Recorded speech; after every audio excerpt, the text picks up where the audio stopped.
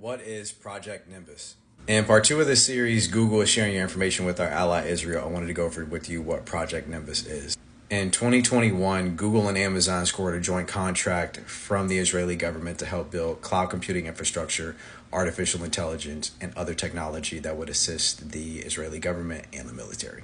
As I stated in part one, there were internal protests that had taken place by Google employees because they were concerned that what they were going to be creating and what they were going to be working on was going to be used as a weapon to essentially commit crimes against humanity. Google maintains the stance that the project was for commercial cloud services and not highly sensitive government information that could, lead to it being used as a weapon. However, there were two reports from The Intercept and Time that revealed internal documents showed a closer relationship with the Israeli military than Google had admitted to.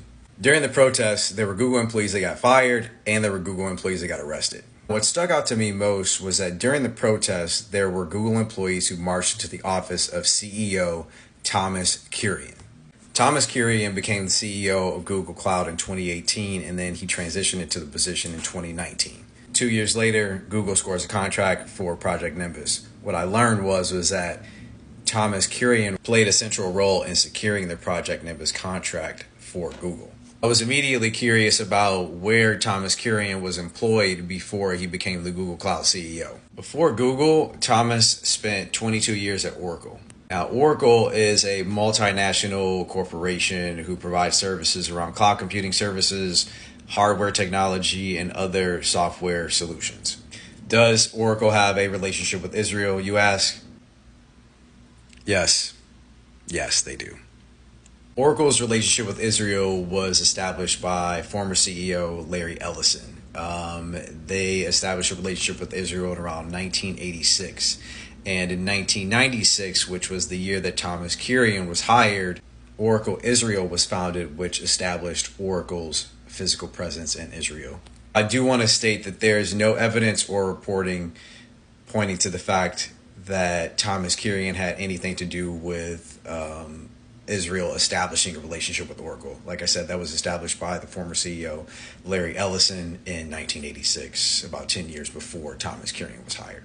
But the point that I do want to make is that this doesn't mean that this wasn't the start of when the relationship between Thomas Kurian and Israel was fostered while he was at Oracle, because Oracle focuses on cloud computing technology.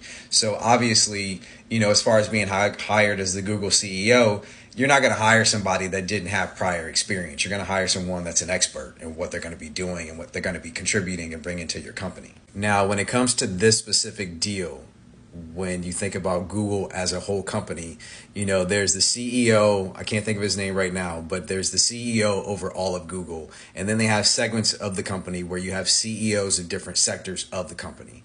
Now, when it comes to this specifically, Google Cloud CEO Thomas Kurian was the one who established the business-to-business relationship between Google Cloud and Israel.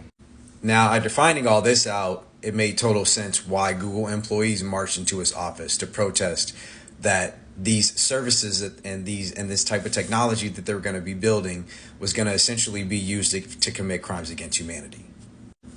The reason why Google and all of these other companies who are building cloud computing services, the reason why they're able to do it is because we give them the information for free. We pay for the devices, and then we put all of our information on cloud, our pictures, our documents, everything.